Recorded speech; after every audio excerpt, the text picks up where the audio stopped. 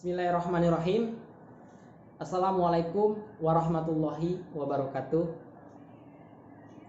Perkenalkan, nama saya Febri Ardiansyah, NIM 2018 143 172. Saya dari program studi pendidikan guru sekolah dasar Fakultas Keguruan dan Ilmu Pendidikan Universitas PGRI Palembang. Di sini saya akan mempresentasikan tentang wisata alam Danau Ranau dari informasi yang telah saya dapatkan berupa pengumpulan data.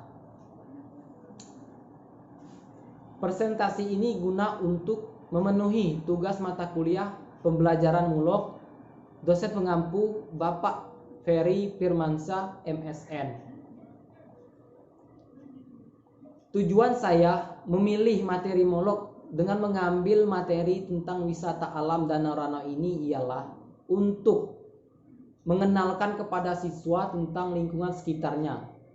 Nah, dengan kita mengenalkan lingkungan sekitarnya, harapan saya kepada siswa agar siswa menambah wawasannya sehingga siswa akan lebih paham lagi, apalagi kita sebagai seorang guru mengajak siswa tersebut untuk mengunjungi wisata alam itu agar siswa tersebut tahu apalagi apa-apa sih yang terdapat di wisata alam itu. Nah, sehingga siswa itu akan lebih aktif lagi untuk mengeksplor wilayah ataupun di wisata alam itu. Namun, akan tetapi kita sebagai seorang guru harus memantau ataupun memperhatikan pergerakan dari anak-anak tersebut. Jangan sampai anak-anak tersebut terjadi sesuatu hal-hal yang tidak kita inginkan. Wisata alam Danau Ranau ini terletak di daerah Oku Selatan, Sumatera Selatan, lebih tepatnya di perbatasan antara Kabupaten Lampung Barat dan Kabupaten Ogan Komering Ulu Selatan. Wisata alam Danau Ranau ini salah satu keindahan alam yang tersembunyi di pegunungan Bukit Barisan yang berada di daerah Sumatera. Danau Ranau ini ialah danau yang terbesar kedua di Pulau Sumatera setelah Danau Toba. Nah, Danau Ranau ini tercipta akibat gempa besar dan letusan vulkanik gunung berapi sehingga membuat cekungan besar. Dari cekungan besar itu dialiri air sehingga sampai sekarang ini terbentuklah danau. Keindahan utama yang bisa kita lihat langsung pada saat kita datang ke tempat ini atau berkunjung adalah danaunya yang berwarna biru, dan jika kita melihat ke bagian arah timur itu akan melihat kemegahan sebuah gunung Seminung. Nah, sehingga perpaduan antara gunung Seminung dan air danaunya yang warna biru itu akan menambah nilai keindahannya. Apalagi kalau kita datang atau berkunjung ke tempat ini itu cuacanya yang sangat cerah sehingga akan melihat lebih jelas lagi keindahan dari Danau Ranau tersebut. Selanjutnya banyak spot-spot berfoto yang bagus, yang sangat indah baik untuk kalangan anak-anak, remaja maupun orang tua. Untuk masuk ke Danau Ranau ini dari Desa Banding Agung itu pengunjung biasanya dikenakan tarif 2.000 per orang, itu pun belum termasuk untuk biaya parkir kendaraan. Selanjutnya di sini saya akan menyampaikan beberapa objek wisata yang ada di wilayah wisata Danau Ranau ini. Yang pertama itu ada objek wisata Pulau Marisa. Pulau Marisa ini merupakan satu-satunya pulau yang berada di tengah Danau Ranau.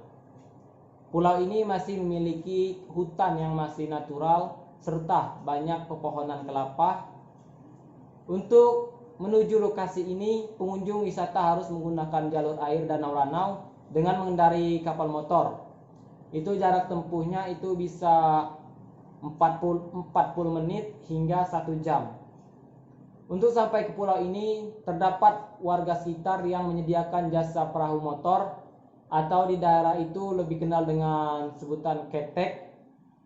Itu tarifnya itu antara 100.000 hingga 600.000, itu tergantung banyaknya penumpang dan jenis perahu yang kita pilih.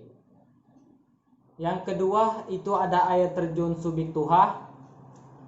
Air terjun dengan ketinggian puluhan meter ini terdapat di sebelah kiri sebelum penginapan Pusri dari arah dermaga Banding Agung Danau Ranau. Air terjun Subik Tuha ini juga menjadi salah satu tujuan wisata saat ke Danau Ranau karena pengunjung tidak perlu menyeberang untuk menuju lokasi wisata satu ini.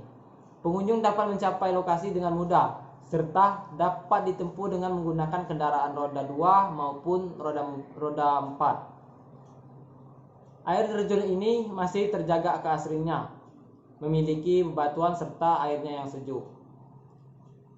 Yang ketiga itu ada Pantai Pelangi.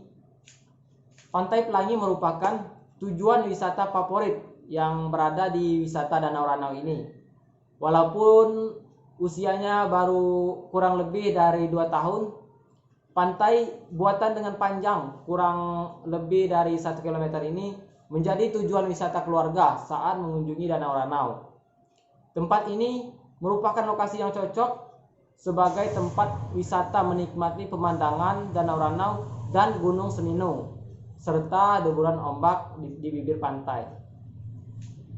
Untuk menuju lokasi ini, jarak tempuh berkisaran lebih kurang dari 1 km dari dermaga Banding Agung dengan menempuh jalur darat. Di lokasi ini juga dilengkapi dengan banan bot serta perlengkapan untuk berenang di pantai. Yang keempat itu ada wisata air panas. Wisata air panas ini juga merupakan lokasi yang kerap menjadi tujuan pengunjung. Setelah mengunjungi Pulau Marisa tadi, biasanya pengunjung menyempatkan diri untuk mengunjungi tempat ini.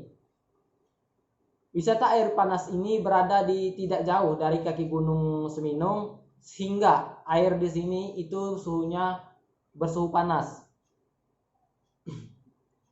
Selain itu juga warga setempat juga percaya bahwa air panas ini dapat menyembuhkan penyakit, yaitu terutama itu penyakit kulit. Nah, untuk menuju lokasi air panas ini, pengunjung dapat menempuh jalur darat maupun menyeberangi Danau Ranau. Apabila lewat jalur darat, pengunjung dapat melewati jalan dari desa Kota Batu.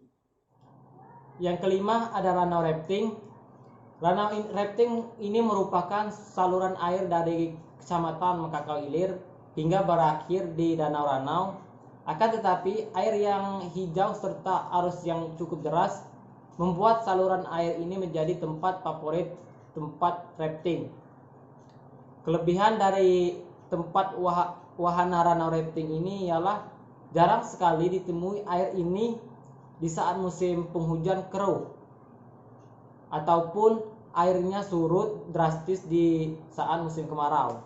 Nah, hal ini disebabkan karena di pinggiran sungai berupa tumbuhan dan pepohonan masih terjaga, sehingga membuat air yang jernih dan kebiruan serta terjaga kebersihannya.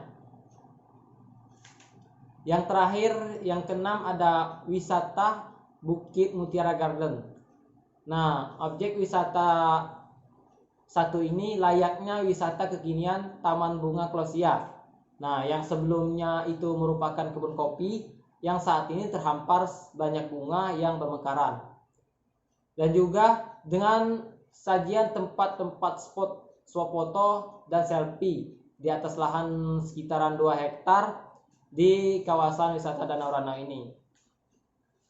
Baiklah, hanya sampai sini yang saya dapat sampaikan.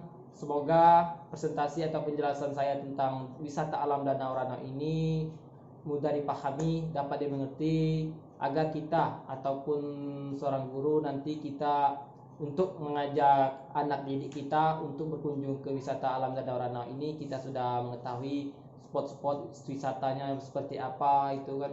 Terus itu apa-apa sih yang terdapat di wisata alam Danau Ranang ini. Semoga penjelasan saya ini membantu. Lebih kurangnya saya minta maaf. Kepada Tuhan saya mohon ampunnya. Akhir kata, terima kasih atas perhatiannya. Wabillahi taufiq wal hidayah. Wassalamualaikum warahmatullahi wabarakatuh.